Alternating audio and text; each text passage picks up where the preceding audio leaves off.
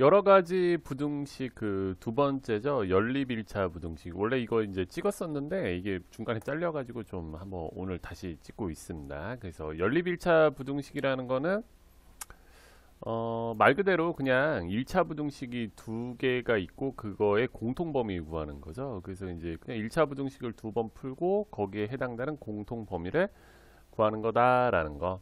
그래서 연립 1차 부등식은 이제 그러니까 모든 이 연립 1차 부등식은 중요한 건 막판에 수직선을 반드시 써야 돼. 수직선을 반드시 써야 된다라는 거. 그래서 뭐 그렇게 특별히 설명할 개념은 없는데 연립 1차 부등식은 굉장히 좀 단순해요. 그래서 이 부등식을 풀고 이 부등식을 풀고 공통 범위를 구하는 거죠. 근데 이제 뭐 이게 답은 보통 이렇게 세 종류가 있어요. 이렇게 이제 뭐 어떤 수보다 크고 어떤 수보다 작다. 그럼 여기가 해가 되는 거고 그 다음에 했더니 뭐 어떠한 특정한 숫자보다 크고 어떠한 특정한 숫자보다 크면 여기가 해가 되는 거고 어떠한 특정한 숫자보다 작고 뭐 어떠한 특정한 숫자보다 작다라고 하면 이게 이제 해가 되는 거죠. 근데 뭐 이런 경우도 있어요. 이렇게 뭐 얘보다는 작고 뭐 예를 들까 3, 4? 근데 뭐 위에 거를 풀었는데 뭐 3보다는 작다가 나온 거고 그 다음 걸 풀었는데 뭐 4보다는 크다가 나왔어. 그러면 이러면 공통인 게 있어요, 없어요? 이러면 없으면 해가 없다가 되는 거죠. 해가 없다가 되는 거. 그래서 이런 특이한 경우도 있다라는 거. 아니면 뭐 특수한 경우는 뭐 이런 경우도 있다. 이렇게 있는데 뭐 하나를 구했더니 3보다 작거나 같다. 또 하나를 구했더니 또 3보다 크거나 같다. 그러면 여기만 딱 겹치잖아요. 그러면 이제 x는 3. 뭐 이런 특수한 경우도 있다라는 거. 보통은 이렇게 세 가지 경우가 일반적인 경우다라는 거. 그래서 연립부등식은 무조건 수직선을 쓴다라는 거. 그리고 뭐 이건 특별한 건 없죠. 우리가 이제 이렇게 세 개짜리 나오면 이렇게 한번 풀고 이렇게 한번 푼다라는 거. 이렇게 연립으로 바꾼다라는 거. 이게 이제 뭐 그렇죠. 특수한 경우는 뭐 이런 경우도 있다. 뭐 이런 거. 그래서 그렇게 특별한 건 없어요. 연립 1차 부등식은 수직선만 잘 쓰면 된다. 그래서 뭐 요거 보자. 요거 먼저 일단 각각 부등식을 푸는 거죠. 이거를 이제 기억이라고 하고 이걸 니은이라고 하고 기억부터 풀어보자. 그러면 2x는 8보다 크다. x는 4보다 크다. 두 번째 얘는 이렇게 넘기면 마이너스 3x는 이렇게 넘기면 마이너스 3보다 마이너스 3으로 나누면 되죠. 이렇게. 그래서 수직선을 반드시 써야 돼요. 수직선을. 그래서 x는 1보다 크거나 같다. x는 4보다 크다. 그럼 얘네들의 공통 범위는 여기. 그래서 x는 4보다 크다. 이렇게 되는 거죠. 뭐 굉장히 단순하죠. 자, 2번도 분배하고 그 다음에 이렇게 처리해 주고요. 하나씩 하는 거죠. 넘기고 마이너스 처리하면 3보다 크다. 그래서 여기 기억을 풀었다. 기억이라고 할까요? 니은. 그 다음에 니은도 이렇게 분배해서 풀고 넘기면 3x 13인가요? 분소로 나오네? 그러네. 3분의 13. 그래서 수직선으로 마무리한다는 거. x가 3보다 크고 3분의 13이면 4와 3분의 1이잖아요. 4와 3분의 1. 여기죠. 보다 작거나 같다. 그럼 해가 여기가 되는 거죠. 그래서 x는 3보다 크고 3분의 13보다 작거나 같다. 뭐 굉장히 쉽죠. 그래서 연립부등식은 계산 자체는 어려운 건 없어요. 이게 또 역시 어려운 거는 A, B, C 들어간 문제들. 그래서 이제 이런 A보다 B가 크고 B보다 C가 크다라는 문제가 나면 이렇게 두 번 쪼갠다라는 거. 그래서 이렇게 그냥 연립부등식으로 이렇게 만들면 되는 거지. 이렇게 둘이 묶어서 하나의 부등식을 만들고 이렇게 묶어서 또 하나의 부등식을 만든다. 이렇게. 그래서 이제 또 각각 푸는 거죠. 하나만 해보자. 이렇게 하면 마이너스 2x 이렇게 하면 12 마이너스 2로 나누면 부등식에서 이제 가장 중요한 건 이거죠. 음수로 나누면 부동의 방향이 바뀐다. 부등식에서 가장 많이 틀리는 부분. 자, 이걸 또 풀자. 이렇게 넘어가요. 이항하고 이렇게 2로 나눠요. 뭐 별 내용이 없죠. 특별히 x가 마이너스 6보다 크다. x가 3보다 작거나 같다. 이렇게.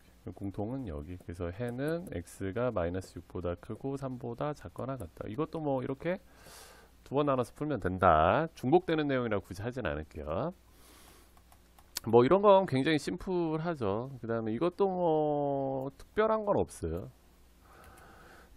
그래도 한번 풀어보면 얘를 먼저 풀면 x를 넘기죠. 그러니까 이렇게 되고 이것도 넘기면 바로 해가 나오네. x는 4보다 크거나 그렇죠. 그러니까 이런 거 같은 경우는 위에 거 풀었더니 x가 4보다 작거나 같다고, 이 밑에 걸 풀었더니 x가 4보다 크거나 같다면 이 파란 것과 검정 것 겹치는 부분은 4밖에 없는 거죠. 이럴 때는 해가 x는 4다 라고 써주는 거. 자, 그 다음 2번도 풀어보자. 일단 분배하고요. 모든 중고등 수학의 기본은 분배죠. 분배. 이렇게 분배해주고, 그쵸, 한번 처리해주고요. 이항하고,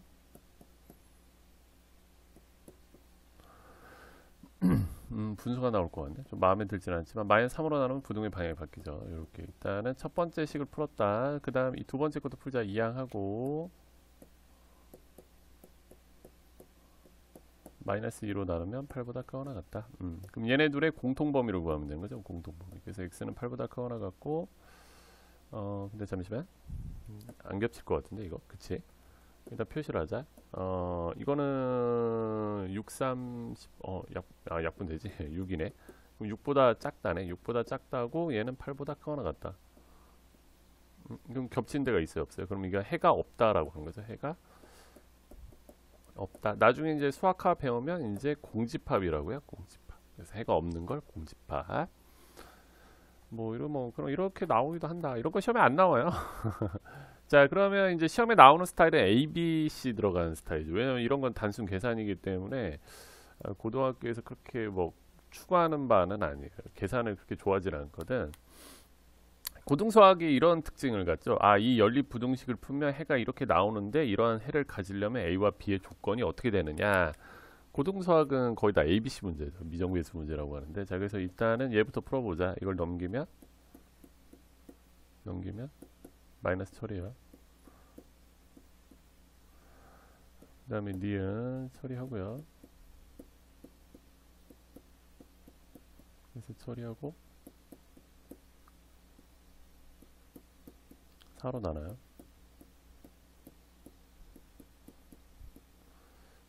자, 근데 얘네 둘의 공통 범위가 얘라는 거죠. 얘로. 그러니까 이제 이게 뭔가 이렇게 돼야 되고,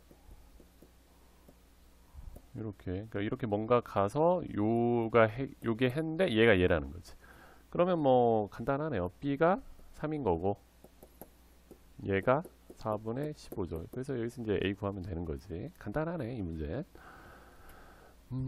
그 다음에 6번도 뭐 간단하게 풀었고요. 그 다음에 이제 그쵸, 요런 거 조금 난이도 있는 거예요. 유형 7이 좀 그나마 여기에서 제일 난이도가 있어요. 연립 1차 부등식에서. 그래서 이게 해를 갖지 않는다라는 건 이 식을 만족하는 x의 범위와 이 식을 만족하는 x의 범위의 공통인 부분이 존재하지 않는다라는 거죠. 그래서 이렇게 넘겨요. 이항하는 거죠. 그래서 첫 번째 걸 풀었더니 x가 2보다 크거나 같다가 나왔어요. 두 번째 여기 x 이렇게 넘기면 2a-4. 그러니까 이걸 보면은 x가 2보다 크거나 같다. 그러니까 얘는 확정이에요. 확정. x가 2보다 크거나 같다. 근데 얘는 x가 2a-4보다 작다인데, 만약에 여기가 이렇게 2a-4면 이게 공통인 데가 있으면서 해가 같는 거죠. 근데 문제에서 해를 갖지 않아야 된다라는 건 공통인 게 있으면 안 된다는 소리지. 그러니까 얘의 위치가 대충 2보다는 왼쪽에 있어야 돼요. 그쵸? 이런 모양이면 겹치는 데가 없으니까 해가 없는 거지. 그러니까 2a-4가 2의 왼쪽, 그러니까 2의 왼쪽에 있다라는 건 얘가 2보다 작아야 된다는 소리죠. 그래서 요거는 확정이야. 요거는 확실한 사실인데, 여기서 이제 약간 어려운 게 이게 등호가 들어가냐 안 들어가냐가 조금 어려워요. 등호가 들어간다라는 말은 뭐냐면 얘가 2의 위치로 가버린다는 소리. 2의 위치. 근데 얘가 공백이기 때문에 이렇게 2의 위치로 가더라도 겹치는 부분은 발생하지가 않죠. 그러니까 등호가 들어가도 된다라는 거. 좀 헷갈리는 부분이 이 등호가 들어가냐 안 들어가냐가 되게 좀 헷갈려요. 이런 문제에서는. 그래서 넘기면 이렇게 되고 A는 3보다 작거나 같다. 근데 만약에 여기도 그냥 약간 팁을 주자면, 만약에 이제 끝났는데 만약에 여기도 이렇게 등호였지? 그럼 이렇게 채워지잖아요. 그러니까 이것까지는 명확한데 얘가 여기로 가면 여기도 채워져 있고 여기도 채워져 있으니까 이렇게 딱 얘가 이쪽으로 가버리면 이 2에서는 서로 만나게 되는 거잖아요. 그럼 해를 갖는 거잖아. 그때 여기 등호가 들어가면 안 되는 거지. 조금 헷갈리는 경향이 좀 있어요. 그래서 큰 틀은 그래도 요거를 잡아내는 게 큰 틀이죠. 그래서 이제 1차 부등식에서는 그나마 고등수학 틱한 거는 약간 요런 거고, 요거 그래서 나올 확률은 굉장히 높다. 위에 건 다 계산 문제라 그렇게 고등수학에서 선호하는 건 아니에요. 그리고 여러분들이 싫어하는 소금물 문제죠. 소금은 무조건 딱 공식 쓰는 건 하나밖에 없어요. 소금 공식만 잘 쓰면 돼. 소금을 구하는 공식은 100분의 농도 곱하기 소금물. 그래서 소금물 문제가 고등학교, 그러니까 고속시나 소금 문제가 고등학교에서 나온다는 보장은 없어요. 그러니까 우리나라에서 굉장히 유명한 그 응용 문제긴 하지만, 뭐 낸다는 보장도 없긴 하지만 안 낸다는 보장도 없어요. 그러니까 그냥 선생님 마음이야. 그러니까 왜냐하면 이 문제를 좀 그렇게 자주 내지 않는 이유는, 고등학교에서는 너무 뻔한 문제를 내는 걸 선생님들이 선호하지 않아요. 그래서 좀 잘 안 나오는 경향은 있어요. 그래서 소금물 문제는 내가 항상 말하지만 비커를 먼저 그려야 돼. 이게 이제 정석풀이 방법이니까 봐보세요. 8%의 소금물 300에, 그러니까 8% 농도가 8%, 여기 소금물 300이 있다. 근데 거기다가 14%의 소금물을 섞었대. 근데 몰라, X인 거지. 넣어서 섞은 거죠. 그러면 얘네 둘이 섞었으니까 X 플러스 300이 되겠지. 그래서 그 뭐 이렇게 늘어났겠죠. X 플러스 300으로 소금의 양이. 근데 그 농도가 9% 이상, 그러니까 얘네 둘이 섞은 게 얘네 둘이 합치면 9% 이상 11% 이하가 된다. 11%. 그러니까 이렇게 비커 그림으로 일단은 이 식을 만들어 놓는 거예요. 그리고 이거 쓰면 그냥 끝이야. 그럼 여기 녹아있는 소금의 양은 100분의 농도 곱하기 소금물. 이거밖에 없어요. 소금물은. 거속시는 왜냐하면 뭐 거의 시간밖에 안 쓰기도 하지만 그래도 좀 헷갈리는 경우인데, 소금물은 진짜 이게 다야. 여기 녹아있는 소금의 양은 100분의 농도 곱하기 소금물. 여기 녹아있는 소금의 양은 100분의 농도 곱하기 소금물. 여기 녹아있는 소금의 양은 100분의 농도 곱하기 소금물. 그래서 뭐 100은 다 없애버리고 양변 곱해서 이렇게 해서 이제 이렇게 두 번, 이것도 왜냐면 ABC 꼴이니까 이렇게 두 번 묶어서 처리하면 되는 거죠. 그 소금물 문제는, 그러니까 안 나온다는 보장도 없고 나온다는 보장도 없다. 근데 나오면 그냥 이거 써서 맞추면 땡이에요. 이 비커 쓰면. 근데 여러분이 이제 내가 이걸 알려줘도 계속 못하면 방법이 없어요. 언제든지 나올 수는 있다는 거. 그래서 연립 1차 부등식 굉장히 심플한 파트죠. 그래서 이렇게 끝내볼게요. 저번에 좀 강의가 잘려가지고 다시 찍었습니다.